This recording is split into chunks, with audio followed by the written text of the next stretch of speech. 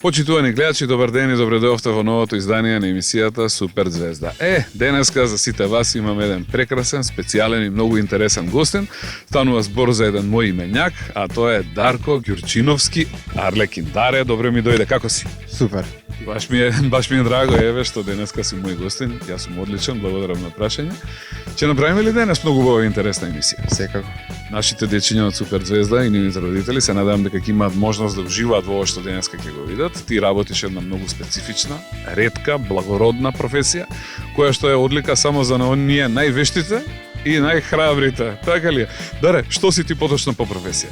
По професија сум професионален жонглер акробат и со оваа професија се занимавам веќе 15-16 години. Прекрасно, Даре, ти благодарам што си денеска тука. Почитувани гледачи, во ова издание на емисијата Супер Звезда ќе имате можност да уживате како никогаш досега. Останете со нас, ќе почнеме со разни играчки, вратоломи и вештини, какви што не сте виделе одамна. Бидете тука, се враќаме во програма за неколку минути. Пауза. Како што кажа во најавата, денеска, почитувани гледачи, имаме еден специјален, ексклузивен гостин во Супер Звезда. Тој е мојот стар, добар и драг пријател Дарко Ѓурчиновски, повеќе познат како Арлекин. Ете, денеска ќе поразговараме со него за жонглерството, за акробациите, за оние работи кои тој многу убаво, интересно и вешто ги изведува. Даре, и дечињата кои те познаваат и оние кои не те познаваат, убаво би било да научат нешто повеќе за тебе. Кажи ми, кога ти прв пат почна да се интересираш за ова со кое што се бавиш денес? Пошто од најмала возраст ме интересирало циркузот и жонглирањето како вештина. Секогаш кога сум видел на телевизија жонглер или акробат, клоун, било што и да е, сум гледал со воодушевување и сум сакал да научам и јас да правам како тие што прават. И заедно со едни мои другари заедно почнавме да вежбаме, да изработуваме разни реквизити од дрво, од шипки, од што ќе не дојде, од секаков материјал, импровизиравме и за подоцна еден мој пријател од странство да ми ги донесе првите професионални жонглерски реквизити. Значи, прво почнавте самите да правите, толку беше голема љубовта? Па тогаш немаше, интернетот не беше достапен како сега да гледаме све. Од телевизија прашувавме други жонглери и така се снаоѓавме. Така, значи успеавте да обезбедите реквизити со тоа што првите сами ги правевте, а подоцна твојот пријател кога ти донесе поточно што? Тоа беа 3 жонглерски кегли и 3 жонглерски мачети. Прекрасно. Ги чуваш ли до ден денес тоа се? Да, ги чувам. Така. Да. Тоа се за тебе и историски вредни работи кои што треба за секогаш да се чуваат. И така ти навлезе во сите тие води. Каде учеше да жонглираш? Има ли некој кој што те учеше? Имаше ли твој учител или учеше од книги, од видеа? Како се снајде, како ги направи твоите први чекори? Па се што сум научил сам без никаква помош, од гледање телевизија, од некои книги и така. Така, потребно ли е да се има талент за жонглирање, за правење акробаци или со тоа може да се занимава било кој? Па мислам дека потребно да се има огромен талент, но и пред се секојдневно вежбање треба да се усавршуваш. Колку време е потребно секојдневно да се вежба за да може да се дојде до едно ниво, за веќе да може да се настапува пред публика? Па оваа професија не е како и сите други. Мора напорно секојдневно вежбање, минимум по 2-3 сати. За некои точки е потребно дури до 2-3 години да се усавршат и така. Значи, сепак станува збор за професија која што е динамична, која е интересна и која мора човек да е апсолутно посветен. Бара ли многу концентрација ова што го работиш ти? Па концентрацијата мислам дека е една од најважните работи во оваа професија. Така. Каков режим имаш на живот? Дали ова бара и редовно легнување, редовно станување, дали бара и чување на организмот? Па секако дека бара здрав начин на живот. Треба да си во безпрекорна физичка кондиција, здрава исхрана и сите тие попратни работи. Тешко ли е да се жонглира? Јас како што знам, како ги викате вие, кегли, како се викаат? Тешки ли се тие? Лесни ли се? Какви се? Па не се многу тешки, меѓутоа тешко е да се научи да се жонглира со нив. Така, да може човек да ги фрла, сепак мора да има мускули, нели, да е концентриран и да внимава што прави и како прави. Сакам да те прашам, од сите овие работи, акробаци и жонглирање, со што се изведуваш ти свои точки? Па има премногу точки, жонглирам со топки, кегли, жонглерски мачети, оган, возам моноцикл висок 2 метри, тоа од прилика, ама имам уште доста работи. Така, може и моноцикл да го видиме, тој е тука сега во овој момент. Луѓе се мачат да научат да возат велосипед. Колкава е маката да се научи да се вози моноцикл? Па за да го научам овој моноцикл да го возам ми беше потребно околу 7-8 месеци, само за да научам да го возам, додека жонглирање истовремено и возење моноцикл е потребно година до година. Сега имаме комбинаторика, значи сега возам моноцикл што е ужас тешко, а жонглирам додека сум на моноцикл. Значи мултитаскинг. И сега додека возиш моноцикл и ако падне некоја кегла треба да застанеш, да се симнеш, да ја земеш, па повторно да се качиш или има некој кој што ти подава. Па или така, или додека сум на представа, некој човек од публика, се снаѓаме. Така, спомна и мачети. Некако тоа страшно ми звучи. Какви се тие мачети? Од пластика, гума, железо, од што се? Вистински железни жонглерски мачети и тие ги користам, дел од мојата точка е легнување човек од публика и жонглирање над него. Уште пострашно ми дело. Стварно, опасна ли оваа точка? Па, ова е една од поопасните точки кои ги изведувам, бидејќи една мала грешка, ножот паѓа врз човекот што лежи и може да биде фатално, може би и некобно, но сепак може да настане некаква повреда. Сепак станува збор за тренирани професионалци, токму онаков како што си ти, и сите овие работи претходно се вежбаат низ години за потоа да можат да се изведуваат, така ли? така. Уживаш ли во ова што го работиш? Па не би можел да, мислам дека не би можел да работам друга професија, само ова е тоа што ме исполнува и во ова се пронаѓам. Значи, кога дојде веќе моментот, кога застана на раскрсницата, каде, што, како, ти се одлучи за оваа професија и ништо друго. Значи, ова е тоа што те исполнува. Браво, прекрасно. Убаво ли е, значи, еве да им порачаме на сите дечиња кои што не гледаат во животот да си го стварат сонот и да го работат она што го сакаат? Па жонглирањето пред се, што е многу важно, е корисно за самиот мозок и се, освен тоа се развива и чувството за рамнотежа, баланс. Сите сензори на човечкото тело се активираат во тој момент, а ги има многу, значи корисно е од разни аспекти гледано. Прекрасно. Јас предлагам сега во овој момент да направиме една кратка пауза, нашите гледачи да одморат малку, да одморам јас и ти, а се враќаме повторно во програма за неколку минути. Бидете тука, почитувани гледачи.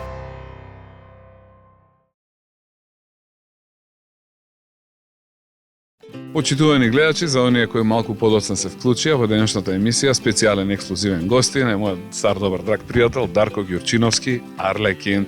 Даре, продолжуваме за она за кое што разговаравме во првиот дел од нашата емисија.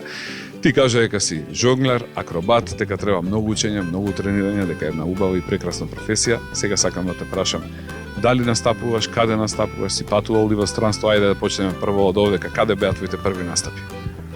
Мојот прв настап беше далечната 98 година на плоштадот во Охрид. Тоа беше улично шоу. Како помина тоа? Па публиката беше доста задоволна, иако ден денеска ќе се присетам на тоа шоу, изгледало доста смешно. Така, мислиш не си бил така подготвен како што си сега? Да, но сепак мора од негде да се почне. Така, но беше храбар и ги направи твоите први чекори. И тоа е многу битно за сите оние дечиња кои што не гледаат, да знаат дека во што и да прават, како и да прават, треба да се многу храбри во она што го прават. Понатаму се заредија твои настапи ширум Македонија, странство, каде замина потоа? Па настапувам на разни жонглерски манифестации и фестивали надвор од државата, додека во Македонија настапувам на детски родендени, разни манифестации, церемонии. Значи скоро и да нема негде кај што не си бил. Има ли градови низ Македонија каде што вака независно си настапувал, како на пример Охрид што го спомена? Па нема град во Македонија каде што не сум настапувал. Значи сите градови, како те прима публиката? Како е додека настапуваш? Какво е чувството тука? Има ли аплаузи, има ли довикување, има ли гушкање, фотографирање, све, па дајте ми број, па ова, па она? Па мислам дека на публиката им е многу интересно, бидејќи ова е не секојдневна професија, нема можност секој да види жонглер или акробат на улица и Не се случува вакво нешто секојдневно и кога ќе го види, изненадувањето е огромно. Те гушкаат, те сакаат, се сликаат со тебе. па секако сликање со најмалите, Тоа следува, нели? така. Нека не направите едно 5-6 селфи слики, не се оди понатаму. Супер, оние кои што сакаат да те најдат и да научат нешто повеќе за тебе, има ли некоја веб страна, Facebook или нешто слично, каде може да се информираат повеќе за тебе? Па има и на Facebook, имам и своја веб страна, но најчесто на мобилен телефон или Ајде да кажеме, например, твојата страна на Facebook, како може да ја побара? Арлекин. Арлекин или Дарко Арлекин или Дарко Ѓурчиновски Арлекин и се појавуваш ти. Супер. А оние кои што сакаат да те контактираат, можат ли тоа да го направат и на телефон? Може, мојот број е 077 854 814. Значи стоиш еве на располагање за разни атракции правење, како што кажавме, детски родендени на пример, што друго? Па во зависност од возраста го прилагодувам моето шоу од најмали до најголеми. Од најмали до најголеми, а настапуваш ли на пример еве вака по презентации доколку има некоја фирма или на саем или еве на некои случување, ивенти што си ги организираат големи компании и слично? Секако дека настапувам за секаков вид манифестации, кажав дека програмата ја прилагодувам во зависност од возраста на луѓето. За детски родендени е повеќе на хумор, на комедија, додека за повозрастни е повешти работи и поопасни. И тогаш и ножевите ги вадиме кога се возрастни, а кога се деца ножеви нема, така? Пластични ножеви. Даре ти благодарам вака и за овој дел од разговорот.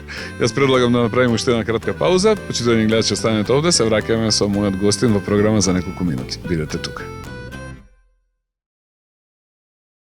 Почитувани гледачи, продолжуваме во разговор со мојот денешен гостин Дарко Ѓурчиновски Арлекин, еден од најдобрите жонглери и акробати на сите овие простори, не само во нашата држава. Даре ти благодарам што прифати поканата, што си денеска мој гостин. Сакам уште во овој трет дел на нашиот разговор да кажам една многу битна и интересна работа вака за тебе. Важиш за срамежливо момче, така ли? Така е. Работи ли повремено тремата кај тебе? Па тремата има цело време, се додека не почнам со мојот настап, додека не го облечам мојот костим, тогаш се трансформирам во скроз друга личност. Што се случува во тој момент? Како успеваш од срамежлив да се трансформираш во неустрашив? Па не знам дали костимот од кој ќе го облечам се претварам во друга личност, да кажем, по-храбар сум, по-откачен. Или искуството може би? Па мислам дека тоа има доста голема улога. Колку години веќе помина како што се бавиш со оваа прекрасна професија? Па како што кажав, мојата прва точка аматерска, да кажем, беше далечната 98-ма, додека професионално веќе од 2000-тата. Од 2000-тата, значи 17 години си веќе во овој бизнес и се чувствуваш како? Феноменално. Максимално спремен, нели, подготвен за све. Во твојата работа едноставно може да се каже дека вежбањето не смее да престане. Дали секојдневно вежбаш и тие денови кога не настапуваш? Секојдневно, мислам дека ова е единствена професија кај што не смееш ни ден пауза да направиш, одма се губи рутината. Значи, мора да се вежба константно, да се вежба нонстоп. Каде вежбаш? Имаш ли нека специјална просторија или тоа го правиш дома? Најчесто вежбам во една спортска сала, да не правам реклама сега, нели, но и кај некој другар во двор, на отворено, се снаоѓам. Потребен е поголем простор за да може да ги изведуваш твоите, значи, акробаци. Да, бидејќи живеам во стан и не е возможно да се вежба дома. Каде го возиш твојот моноцикл? Каде ги правиш вежбите за возење на моноцикл? Па најчесто во затворена сала или кај едно другарче во двор, бидејќи ако излезам на улица со ова се собираат доста луѓе и не можам да вежбам. Веќе ќе треба представа да правам. Тоа се прави представа. Сакам да те прашам, убаво е за сите оние кои што не гледаат да знаат како заработувате вие уличните изведувачи, акробатите и жонглерите, од што и каде, на каков начин, како луѓето го плаќаат она што вие го правите и оние радости кои им ги носите, на кој начин собирате пари од нив? Еден од начините е организаторите на самите фестивали, например во странство, не повикуваат, ние аплицираме со своје CV, они одредуваат дали си добар или не, во зависност од тоа те повикуваат на нивниот фестивал, додека на други места, улично шоу кога правиме, ставаме шешир, капа, што и да е, правиме представа и луѓето на крајот од представата оставаат бакшиши. Каде се најдарешливи, вака земено гледано по овие градови секаде каде што си бил, вклучувајќи и Македонија?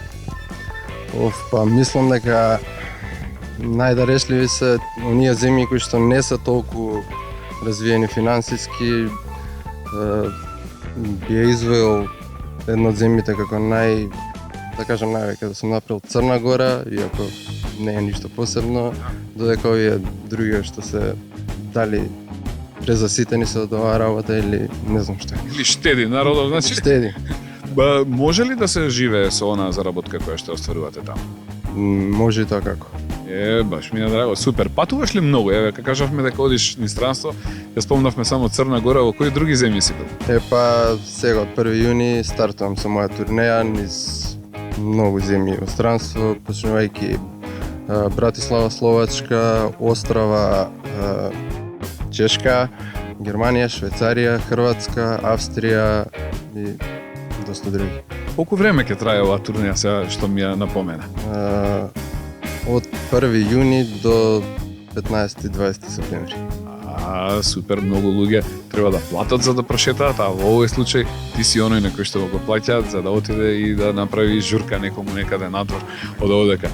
Сакам да те прашам, Даре, запознаваш ли интересни луѓе онаму каде што патуваш? Секако дека да, слободното време го користам за запознавање на стекнување на нови пријателства, запознавање нови луѓе и така. Имаш ли време да прошеташ и да ги разгледаш тие градови и места каде што одиш да настапуваш? Да, имам доста време. Моите представи се 2 до 3 пати на ден, по 30 до 40 минути, додека останатото е све слободно време и дружење со други жонглери од други држави. Така, веќе сте екипа, си имате разменето телефони, се имате на Facebook, предпоставам. Комуницирате ли со нив по време? Секако дека да, разменуваме нови трикови, нови искуства и така се дружиме. Дали сметаш дека си комплетен во ова што го работиш или има работи што ти недостасуваат? Ева, например, би научил ли нешто ново? Никогаш човек не може да биде комплетен во оваа професија, секогаш има нешто ново, интересно што може да се научи. Сега што правиме со оние дечиња што не гледаат во моментов и еден ден сакаат да го работат она што го работиш ти? Дали ти некогаш би се нафатил да подучиш некој од нив? Доаѓаат ли дечиња да научат нешто ново кај тебе? Доаѓаат, меѓутоа многу ретко, не знам од која причина, дали дома нивните родители сметнат дека оваа професија не е адекватна за нив. Секој нели сака своето дете да биде дали доктор, адвокат, некоја нормална професија, но секако додека ако дојде некој дете би го научил. Јас знам дека дечињата на твоите пријатели многу често се дружат со тебе, имаат можност. Да. Како ви поминува играњето со нив? Нели онака? Со нив е најзабавно. Интересно им е да вежбаат, стопчиња им паѓаат, пееме, играме, се забавуваме, така. Се снаоѓате, значи си го правите денот интересен и за тебе и за нив. Супер, Даре. Ајде сега тука дојде и крајот на нашата емисија, кога треба да се одјавиме. Би сакал да те прашам, имаш ли нешто да им порачаш на сите оние дечиња кои што ни гледаат и кои што еден ден сонуваат да станат ова што си ти? Можат ли да го достигнат сето тоа? Секако со многу труд и вежбање све може да се постигне, ништо не е невозможно. Еден пример сум јас, така да нека продолжат тоа што ги интересира и нека не се откажуваат. Така, нека го следат својот сон, па еден ден не е чудо да се оствари и тој сон. Даре, ти благодарам уште еднаш што беше дел од ова наше денешно дружење. Ти посакувам се најубаво широм светот, па и тука кога и каде да си, нека те служи многу среќа, да си ни жив и здрав и се надевам дека ќе се видиме во некое наредно издание на емисијата Супер Звезда. Да не биде ова гостување само сега и сега, ти си голема радост за дечињата, така да се надевам дека ќе имаме можност да се видиме повторно. Ајде сега да им мафнеме нашите гледачи и да се одјавиме. Почитувани гледачи, тоа беше се за денеска. Се надевам дека уживавте во оваа прекрасна емисија на Супер Звезда со мојот неверојатен гостин Дарко Ѓурчиновски Арлекин. Ние се враќаме со следното издание на нашата емисија за 7 дена од сега. До тогаш бидете живи, здрави, сакајте ги мама и тато и гледате Суперзвезда. Чао, пријатно и до гледање. Чао!